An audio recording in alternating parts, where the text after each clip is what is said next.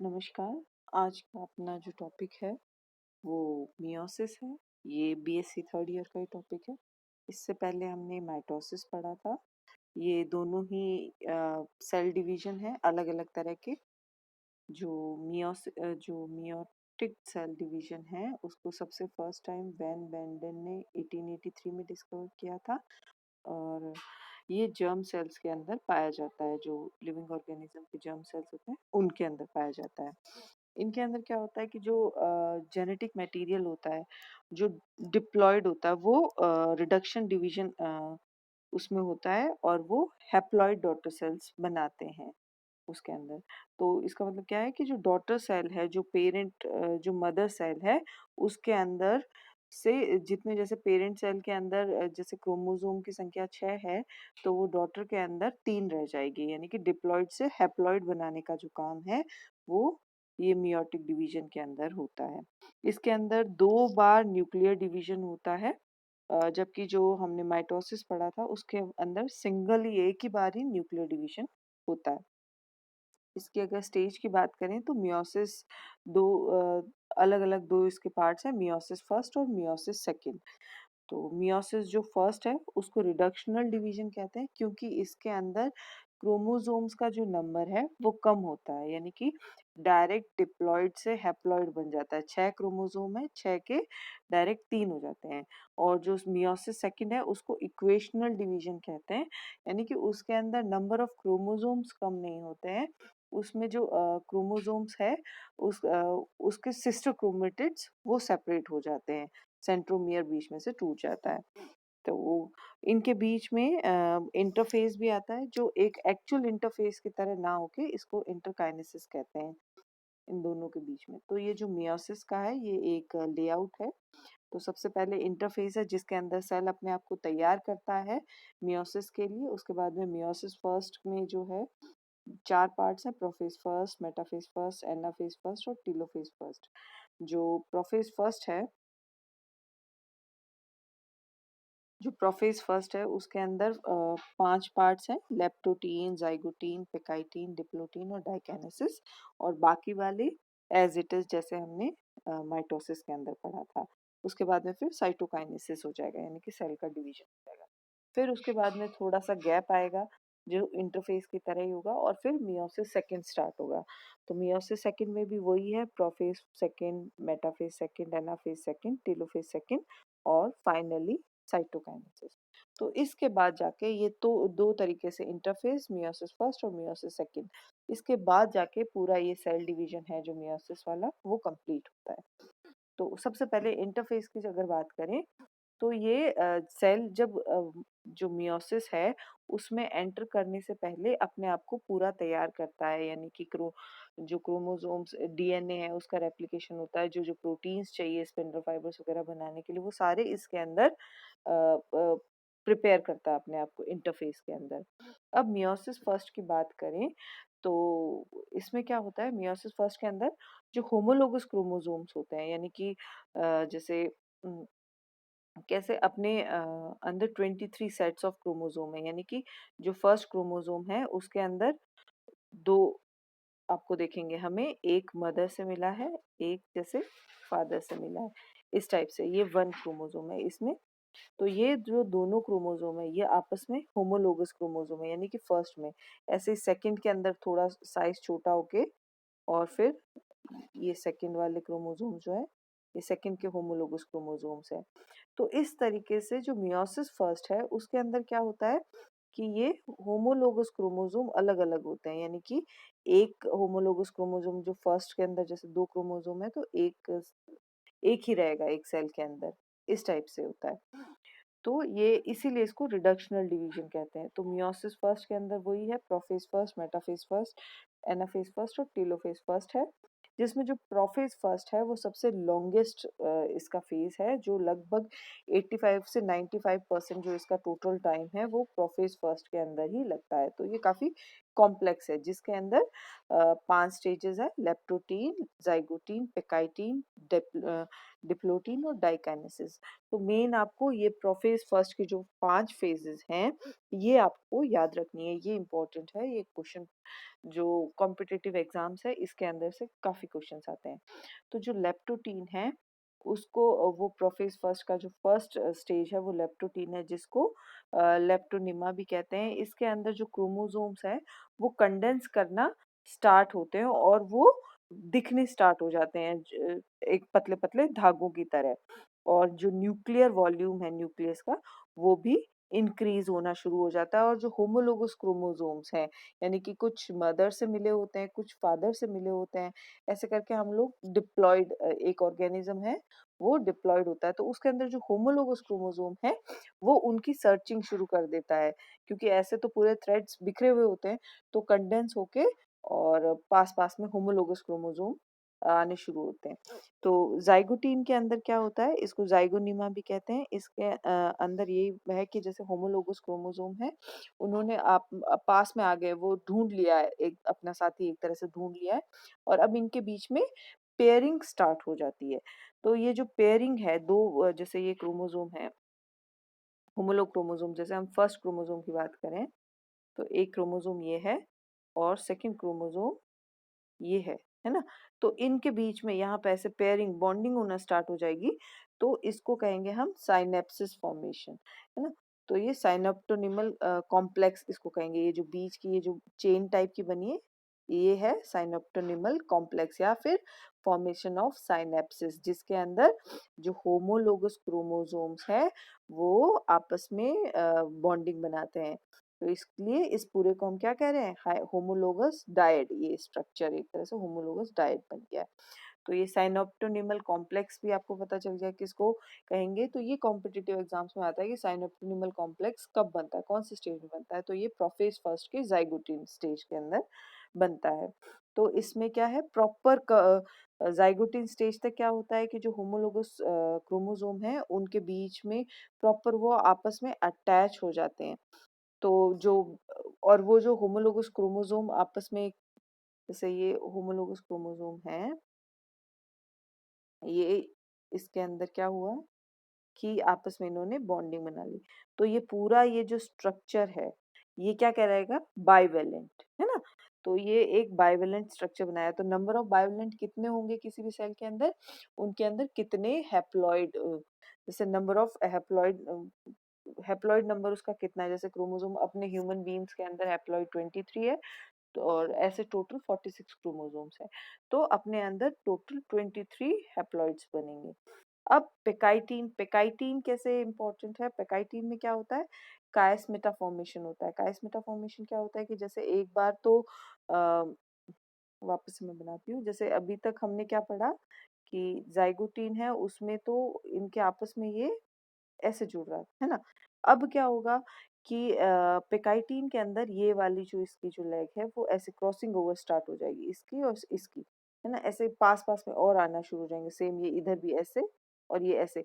तो जितने ज़्यादा लंबा क्रोमोसोम होगा, जितना बड़ा क्रोमोसोम होगा, उसमें उतनी ही ज़्यादा ये काइस्मा फॉर्मेशन होगा, उतनी ही ज़्यादा आपको क्रॉसिंग ओवर दिखाई देगी बीच-बीच में। तो ये काम होता है पेकाइटिन के अंदर, जिसके अंदर काइस्मा फॉर्मेशन होता है, यानी कि क्रॉसिंग ओवर होता है प्रॉपर। तो क्रॉसिंग ओवर के कारण ही हमें जीन्स के जो नए कॉम्बिनेशन मिलते हैं, जो पॉपुलेशन है उसके अंदर वेरिएशंस देखने को मिलती है, एक पीढ़ी से दूसरी पीढ़ी ऐसे ही अलग होती है ना? तो अब अगला है डिप्लोटीन। डिप्लोटीन स्टेज को हम डिप्लोनीमा भी कहते हैं। तो यहाँ पे क्या है कि प्रॉपर क्रॉसिंग ओवर हो चुका है, यानी कि डीएनए रिकॉम्बिनेशन कंप्लीट हो चुका है और अब वो जो क्रोमेटिड्स है वो और शॉर्ट हो रहे हैं, थिक हो रहे हैं और जो 4 सिस्टर क्रोमेटिड्स है उसको टेट्राड नाम दिया है। तो इसके अंदर क्या हो रहा है, जो साइनोप्टोनिमल कॉम्प्लेक्स बना था दो होमोलोगस क्रोमोसोम्स के अंदर, वो अब दूर होना स्टार्ट हो रहा है। तो इसके अंदर आपको जो काइस्मा जो बना था पेकाइटिन में वो आपको इसमें क्लियर दिखेगा। क्यों? अब वो खत्म होने की कगार पे है।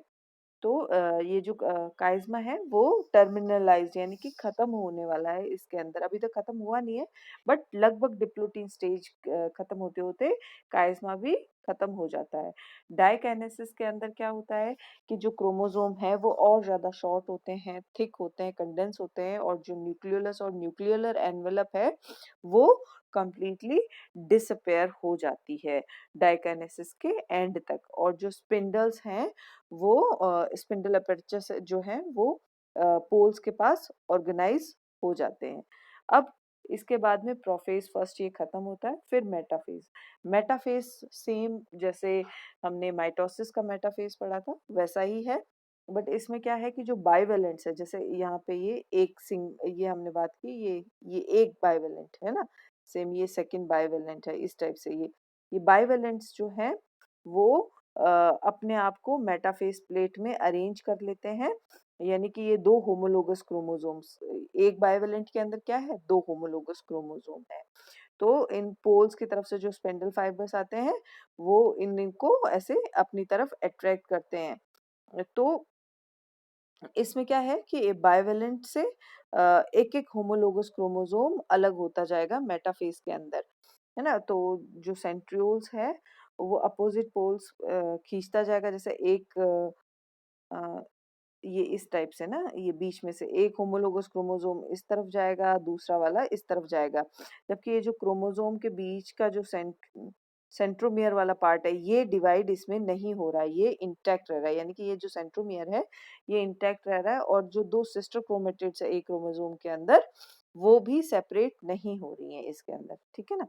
तो ये किसके अंदर हो रहा है, ये मेटाफेज के अंदर हो रहा है। अब एनाफेज के अंदर एक वो अब अलग मूव होना शुरू हो जाएंगे अपोजिट पोल के अंदर, है ना। क्रोमोसोम जो होमोलोगस क्रोमोसोम थे वो अपोजिट डायरेक्शन में मूव हो रहे हैं। तो यही एनाफेज फर्स्ट जो मियोसिस है और जो माइटोसिस हमने पढ़ा था उसके अंदर ये डिफरेंस है कि जो सिस्टर क्रोमेटिड्स हैं, है ना, वो इसमें जॉइंट रहते हैं आपस में। सिस्टर क्रोमेटिड्स किसको कहेंगे, ये एक क्रोमोसोम है ना, ये एक क्रोमोसोम है, इसके ये दोनों सिस्टर क्रोमेटिड्स है ना।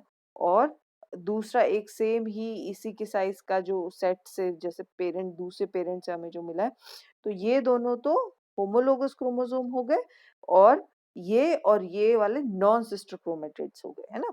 एक क्रोमोसोम के अंदर वाले सिस्टर क्रोमेटिड्स और दो अलग अलग होमोलोगस क्रोमोसोम के अलग अलग ये नॉन सिस्टर क्रोमेटिड्स।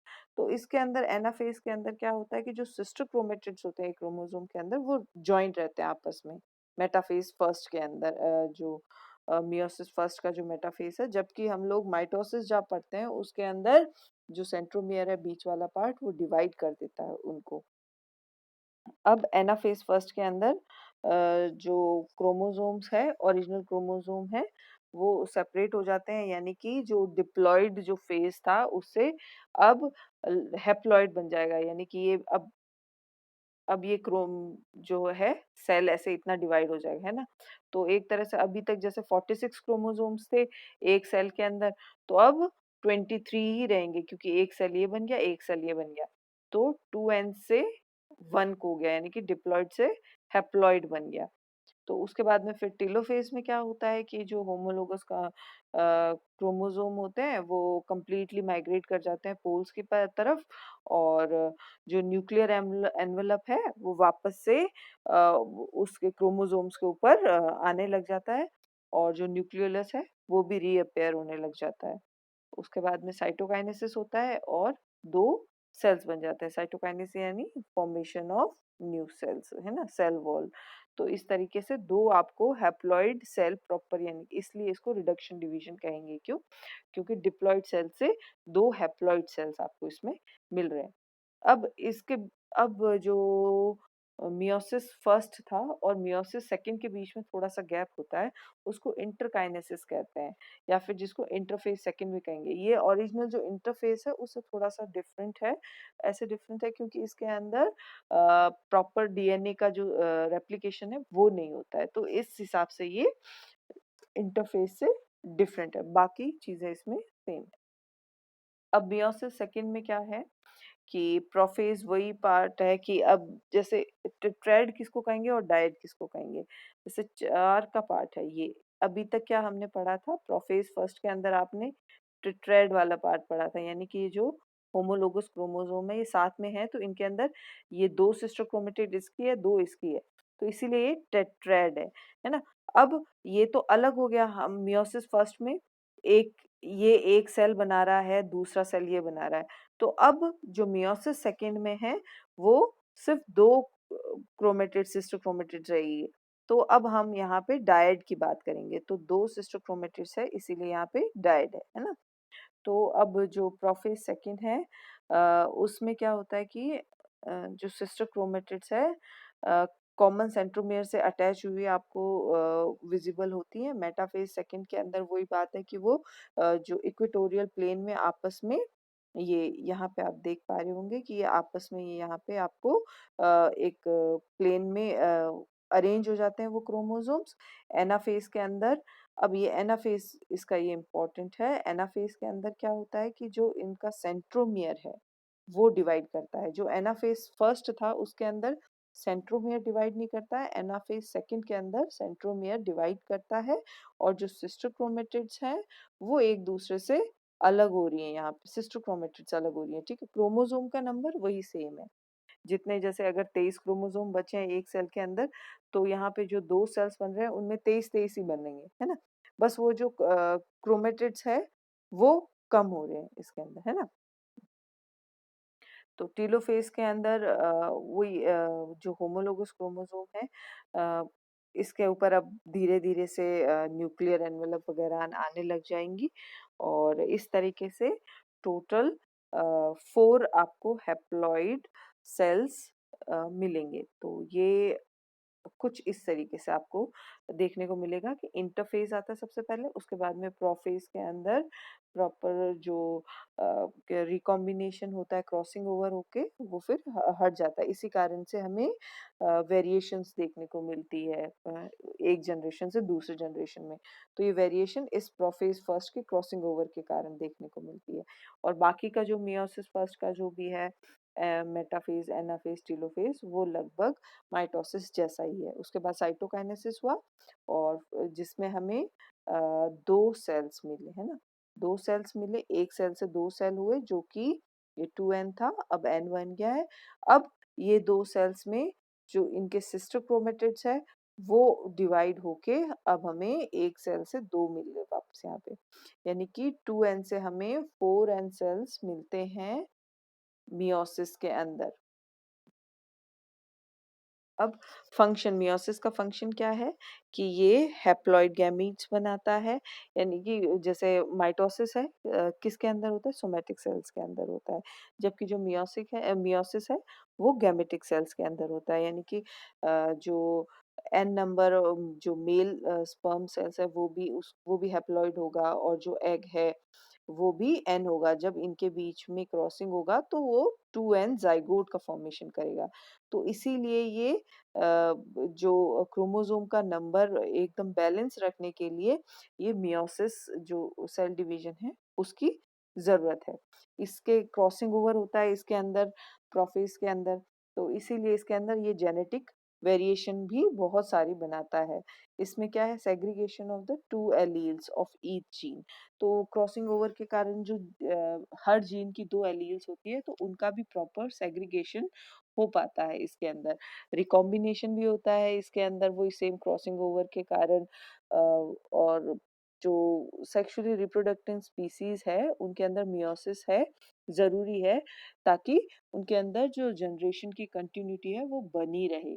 तो वेरिएशंस आने के कारण ही प्रॉपर जो भी एनवायरमेंटल चेंजेस वगैरह है उसके अंदर प्रॉपर अडैप्ट कर पाते हैं। तो ये एक मियोसिस इसीलिए बहुत ज़्यादा ज़रूरी है। अब डिफरेंस क्या है माइटोसिस और मियोसिस में? तो जो माइटोसिस जो हमने इससे पहले वाली क्लास में पढ़ा था, वो सिर्फ़ सोमैटिक सेल्स के अंदर होता है जो जबकि हम जो अभी मियोसिस पढ़ रहे हैं वो रिप्रोडक्टिव सेल्स के अंदर होता है। मियोसिस के अंदर माइटोसिस के अंदर 2 डॉटर सेल्स बनती है, यानी कि एक सेल अगर डिवाइड होता है माइटोसिस के थ्रू तो उसमें 2 सेल्स बनेंगी और दोनों की दोनों जैसे माइटोसिस हो रहा है 2n जैसे 2n सेल है तो उसके अंदर माइटोसिस हो रहा है और 2 सेल्स बन रही हैं, तो सॉरी, माइटोसिस के अंदर अगर 2n सेल बन रही है तो उसकी 2 सेल्स बनेंगी और वो भी 2n ही होंगी।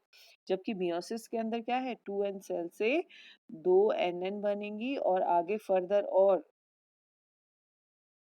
nn, यानी कि टोटल 2n से 4 हैप्लॉइड सेल्स बनती है, तो इसीलिए ये रिडक्शन डिवीजन है। और जबकि माइटोसिस जो हमने पहले पढ़ा था वो इक्वेशनल डिवीजन है। तो वो उसके बाद में जो एक ही डिवीजन होता है माइटोसिस के अंदर, यानी कि न्यूक्लियस सिर्फ एक ही बार डिवाइड होता है, जबकि मियोसिस के अंदर आप देखेंगे कि मियोसिस फर्स्ट के बाद भी साइटोकाइनेसिस होता है जिसमें न्यूक्लियस को दो एक बार डिवाइड होता है, और उसके बाद में जो मियोसिस सेकंड है उसके बाद में भी साइटोकाइनेसिस होता है, यानी कि यहाँ पे 2 बार न्यूक्लियस का डिवीजन होता है।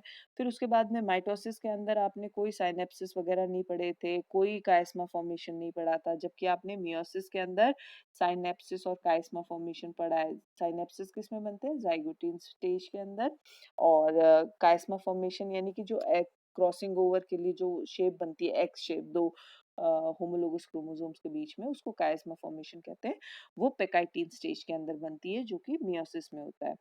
तो इसके लिए जो माइटोसिस है उसमें कोई क्रॉसिंग ओवर नहीं होती है, तो जेनेटिकली मतलब जो उसके डॉटर सेल्स बनते हैं वो एकदम उन्हीं के जैसे पेरेंट मदर सेल्स के जैसे ही होते हैं, जबकि जो मियोसिस के बाद जो डॉटर सेल्स बनती हैं वो डिफरेंट होती है। जो डॉटर सेल है वो जेनेटिकली डिफरेंट है मदर सेल्स के अंदर। और जैसे माइटोसिस के अंदर जो क्रोमोसोम डॉटर सेल के अंदर जो क्रोमोसोम नंबर है वो सेम ही होते हैं, जैसे बात की थी डिप्लॉइड है तो डिप्लॉइड ही है, जबकि मियोसिस के अंदर जो क्रोमोसोम है डॉटर सेल के अंदर वो हाफ हो जाते हैं बिल्कुल ही। तो लगभग ये टोटल ये आपका मियोसिस और माइटोसिस का हमारी क्लास थी जो कंप्लीट हो गई है।